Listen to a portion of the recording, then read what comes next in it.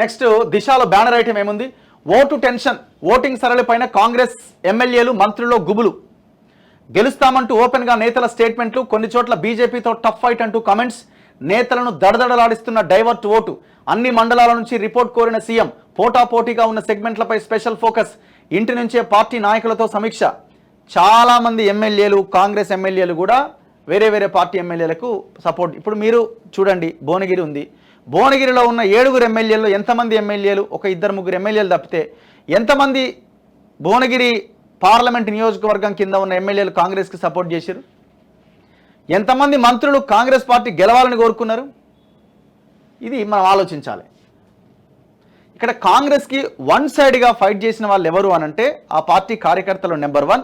Number 2, వీళ్ళు పెట్టిన target ఏంటంటే లోకల్ బాడీ ఎలక్షన్స్ రాబోతున్నాయి, బూత్ల వారీగా లెక్కలు తీస్తే మీరు కనుక అక్కడ మీ అభ్యర్థిని గెలిపించకపోతే, ఓట్లు తక్కువ పడితే మీకు టికెట్ రాదు, రేపు కాంగ్రెస్ నుంచి సర్పంచ్గా కానీ ఎంపీటీసీ కానీ నీకు టికెట్ రాదు అని వాళ్ళకి బలంగా చెప్పారు.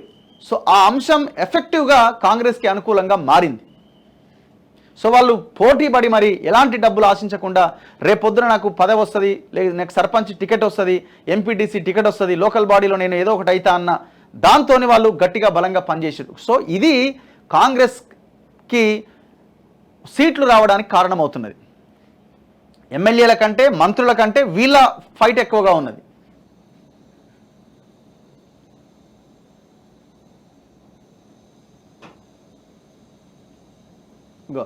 పార్లమెంట్ ఎన్నికల పోలింగ్ సరళి చూసిన తర్వాత కాంగ్రెస్ నాయకుల్లో గెలుపోటములు, మెజారిటీ అంశాలపై డిస్కస్ షురూ అయిందట.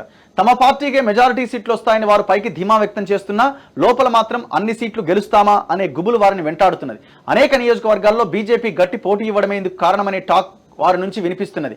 మరోవైపు కొన్ని చోట్ల బీఆర్ఎస్ ఓటు బ్యాంకు బీజేపీకి డైవర్ట్ అయిందనే ప్రచారం జరుగుతున్నది. అదే జరిగితే తమ అభ్యర్థుల విజయావకాశాలపైన ప్రభావం చూపుతుందనే టెన్షన్ కాంగ్రెస్ లీడర్లను వెంటాడుతున్నది. చాలా ప్రాంతాలు, ఇప్పుడు ఫర్ ఎగ్జాంపుల్ భువనగిరి చూడండి, భువనగిరిలో వన్ సైడ్గా బీఆర్ఎస్ ఓటు బ్యాంక్ అంతా బీజేపీకి షిఫ్ట్ అయింది, అంటే మెజారిటీ. చేవెళ్ళ చూడండి, చేవెళ్ళలో కూడా బీఆర్ఎస్ ఓటు బ్యాంక్ అంతా బీజేపీకి షిఫ్ట్ అయింది. ఇట్లా కొన్ని నియోజకవర్గాల్లో షిఫ్ట్ అయింది. కాంగ్రెస్కి చాలా తక్కువ పడింది. ఇది ఎటువైపు దారితీస్తుంది అన్నది చాలా కీలకమైన పాయింట్. 6 గ్యారంటీలు వర్కౌట్ అయ్యాయా? ఎన్నికల్లో 6 గ్యారంటీస్ అమలు తమకు పాజిటివ్ ఓటింగ్గా మారుతుందని కాంగ్రెస్ లీడర్లు గట్టి విశ్వాసంతో ఉన్నారు. అందుకే 100 రోజుల పాలనకు రెఫరెండం అని ప్రకటించారు. కానీ పోలింగ్ సరళి చూసిన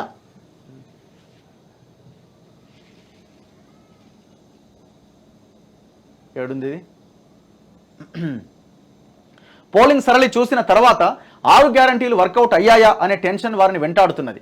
అసెంబ్లీ ఎన్నికల్లో కాంగ్రెస్కు పాజిటివ్ ఓటింగ్ వచ్చిన గ్రామాల్లో ఈసారి భిన్నమైన పరిస్థితులు నెలకొన్నట్లుగా ప్రచారం జరుగుతున్నది. ఆ ఎన్నికల్లో కాంగ్రెస్ ఓటేశాం, ఈ ఎన్నికల్లో బీజేపీకి వేశాం అనే తీరుగా ఓటింగ్ జరిగిందని మంత్రులు, ఎమ్మెల్యేలు తమ అంతర్గత సమావేశాల్లో అభిప్రాయపడుతున్నారట. సొంత సెగ్మెంట్లతో మెజారిటీ భయం. అసెంబ్లీ ఎలక్షన్లో వచ్చిన ఓట్ల కంటే ఎంపీ ఎన్నికల్లో ఓట్లు ఎక్కువ రావాలని ఎమ్మెల్యేలు, మంత్రులకు పార్టీ అధిష్టానం టార్గెట్ పెట్టింది. ఒకవేళ తక్కువ వస్తే చర్యలు తప్పవని హెచ్చరించింది. పార్టీ అభ్యర్థి గెలవడంతో పాటు సొంత నియోజకవర్గాల్లో మెజారిటీ రావాలని ఎమ్మెల్యేలు, మంత్రులు అనుకున్నారు. కానీ పోలింగ్ సరళి చూసిన తర్వాత ఆశించిన స్థాయిలో మెజారిటీ వస్తుందా లేదా అనే ఆందోళన వారిలో నెలకొన్నది. ఒకవేళ ప్రతికూల ఫలితాలు వస్తే తమ రాజకీయ భవిష్యత్తు ఏంటి అనే టెన్షన్ వారిని వెంటాడుతున్నది. CM Revanth Reddy, deputy CM Bhatti మినహాయిస్తే మిగతా మంత్రులందరినీ ఒక్కో ఎంపీ సెగ్మెంట్కు ఇన్ఛార్జీలుగా నియమించారు. వీరంతా పోలింగ్ ముగిసేంత వరకు నియోజకవర్గంలోనే ఉండి ప్రచారం చేశారు. ఒకవేళ పార్టీ అభ్యర్థి గెలవకపోతే తమ పరిస్థితి ఏంటి అని మంత్రులు తమ సన్నిహితుల వద్ద ఆవేదన చెందుతున్నారట. భయపెడుతున్న డైవర్ట్ ఓటు. కొన్ని నియోజకవర్గాల్లో బీఆర్ఎస్ ఓటు బ్యాంకు బీజేపీకి డైవర్ట్ అయినట్టు అనుమానాలు వ్యక్తమవుతున్నాయి. ప్రధానంగా మహబూబ్ నగర్, చేవెళ్ల, మెదక్, భువనగిరి, ఆదిలాబాద్ ఎంపీ సెగ్మెంట్స్లో ఆ పరిస్థితులు ఉన్నట్లు కాంగ్రెస్ అంచనా వేస్తున్నది.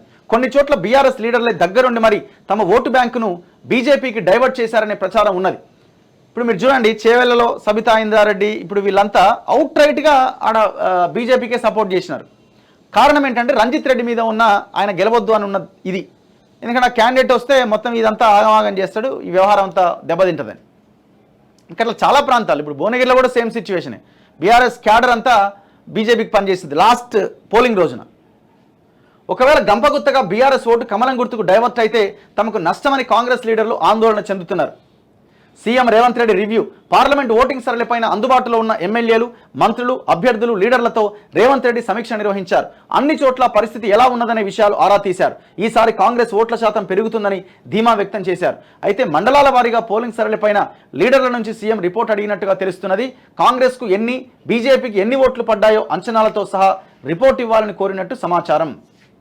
సో నా అంచనా ప్రకారం కాంగ్రెస్ పార్టీ 8 నుంచి 9 సీట్లకు పరిమితమయ్యే అవకాశాలు కనబడతా ఉన్నాయి.